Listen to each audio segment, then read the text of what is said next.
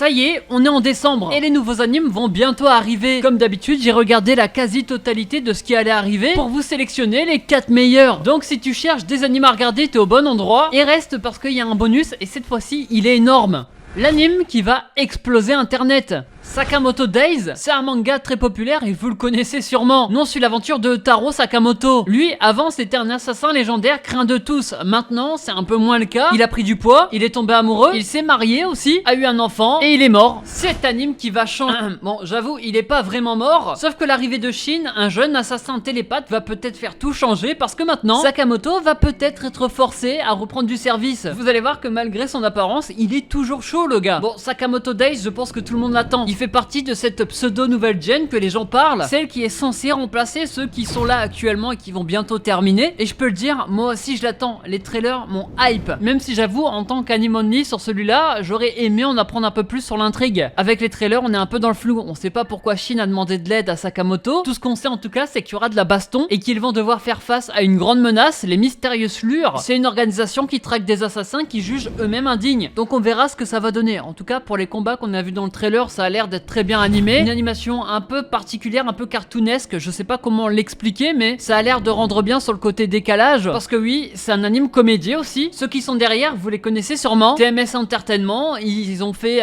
Bon, c'est sûr, vous les connaissez. Plus sérieusement, ils ont travaillé sur Dr. Stone. Ça s'annonce vraiment incroyable. J'ai hâte de voir ce que ça va donner. Sakamoto Days. J'ai hâte de voir le papy qui n'est plus un tueur en série, mais un tueur en série. Non, mais c'est la même chose. T'as juste fait un accent. Et par pitié, j'espère que vous l'avez pas sur hype, parce que sinon, je serai l'homme le plus dégoûté du monde. Il touche pour genre action comédie et pour thème assassinat, chasseur de primes, combat, mariage et pouvoir psychique. Et de ce que j'ai compris, il sera dispo sur Netflix. Bref, comme d'hab, le petit like si t'as aimé, ça fait plaisir et ça aide beaucoup. Ton objectif, c'est les 3000 likes. Et en commentaire, tu vas me mettre l'anime qui te hype le plus dans la vidéo. Et si on n'a pas, celui qui te hype le plus en général. Faites attention quand vous le regardez. Hubelblatt, attention à ne surtout pas confondre avec une blatte. Ouais, je sais qu'il y en a qui pourraient se tromper, mais lui c'est un anime alors qu'une blatte c'est un insecte. Non, je m'explique, un anime ça se regarde alors qu'un insecte c'est quelque chose de vivant. Oui, on a compris, ça y est, on peut passer à autre chose. Cet anime a l'air d'être assez spécial et c'est pour ça que je l'ai mis dans ce top parce qu'il m'intrigue de fou. De la violence, des scènes un peu extrêmes, si c'est bien fait, c'est incroyable, sinon ça va être de la merde. En tout cas, cet anime se passe dans un monde en guerre. Et pour vaincre une terrifiante armée des ténèbres, l'empereur va missionner 14 vaillants guerriers à qui il va confier 14 lances sacrées. 3 d'entre eux vont périr au combat, il y en a aussi 4 parmi eux qui vont être des traîtres, et les derniers vont accomplir leur mission et devenir des héros. On les appellera les 7 héros légendaires. Mais 20 ans plus tard, une rébellion va éclater dans la province. Il y a des gens qui vont prétendre être ceux qui ont trahi la patrie. Heureusement, ils vont être arrêtés, mais il y a un seul homme qui va connaître la vérité. Et celui-ci est le seul à pouvoir remettre en ordre l'Empire. Vous avez compris, c'est un monde fantasy. Il y a de la magie, ne soyez pas choc-barre de baiser. Et encore une fois, beaucoup en disent du bien par rapport au manga.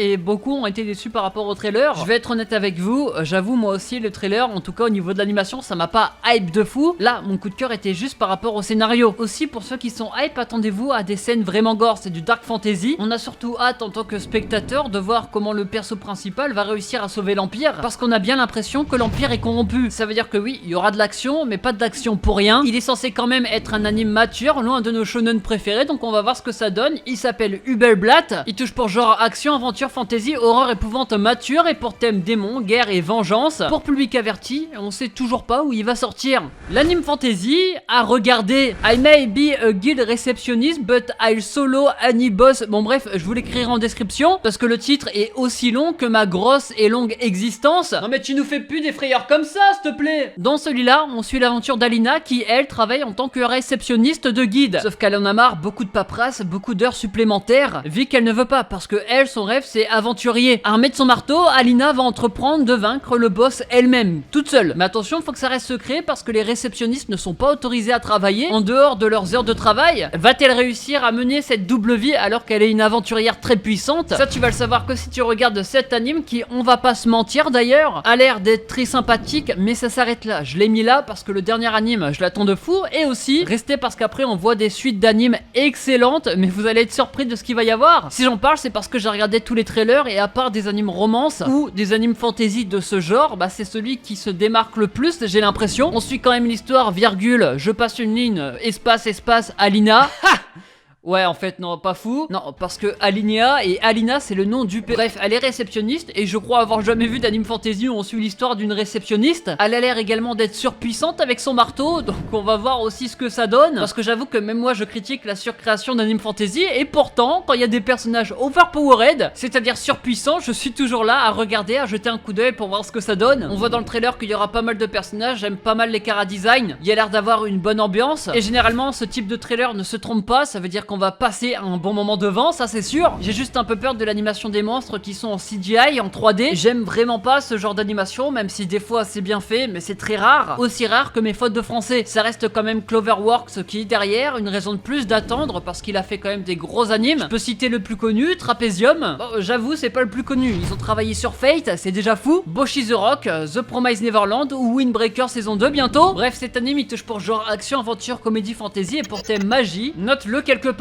Pour être honnête, très peu d'animes se démarquent du lot et pourtant les suites vont être incroyables. Préparez-vous, je vais vous parler de 6 animes qu'il faut absolument suivre en moins d'une minute. 6 suites à ne pas manquer. On commence directement avec les carnets de l'apothicaire saison 2. Oui, cet anime incroyable revient. Regardez-le si vous l'avez pas vu. Solo Leveling saison 2 également fait son apparition. J'ai hâte. J'ai surkiffé la saison 1, même si on n'a pas l'air d'avoir vu grand chose. Les fans de Dr. Stone, c'est pour vous. La saison 4 arrive. J'ai lâché, mais il faudrait que je reprenne. Aussi, c'est bizarre, Docteur en pierre, les pierres ça ne vit pas. La nouvelle saison de Link Click, cet anime chinois, peut-être l'un des meilleurs animes chinois. Pour ceux qui aiment les animes psychologiques, il est pour vous et vous allez voir qu'il est excellent. Ta grand-mère en string de merde, ça c'est pas un anime, mais vous inquiétez pas, ça sort bientôt. Maya puis mariage saison 2, je me suis arrêté mais je sais qu'il est hype de fou au Japon. Vous avez vu, en tant que suite, on a de quoi faire. Personne n'en parle, mais pourtant, Zenshu, alors lui, je l'ai trouvé parce que j'ai vraiment regardé quasiment tous les trailers. Il a l'air d'être original, il a l'air d'être un classique. Et en plus, c'est Mappa derrière tout ça. Mais alors, ça parle de quoi? Non, on suit l'aventure de Natsuko, une jeune animatrice talentueuse. Et elle a décroché un poste de réalisatrice peu après avoir quitté le lycée. Son premier anime, un succès. Du coup, elle va préparer son second. Le problème, c'est qu'il s'agit d'une comédie romantique et Natsuko n'a aucune expérience en la matière. Comment va-t-elle se débrouiller? On verra que si on regarde cet anime. Peut-être qu'elle va connaître l'amour elle-même. En tout cas, au vu des trailers, l'animation a l'air d'être très belle et on sait à quoi s'attendre. Ces animations prendront vie pour les spectateurs, ce qui veut dire qu'on aura accès à tout ce qu'elle fait. Un peu comme l'autre anime où eux, ils voulaient faire un manga et on voyait tous les croquis vivre. Ça permettra de rendre cet anime vraiment captivant. Il y aura peut-être même un peu d'action dans ces animations. On verra aussi comment Mappa gère un anime sur les studios d'animation alors que eux-mêmes ont eu un drama il y a peu de temps avec JJK.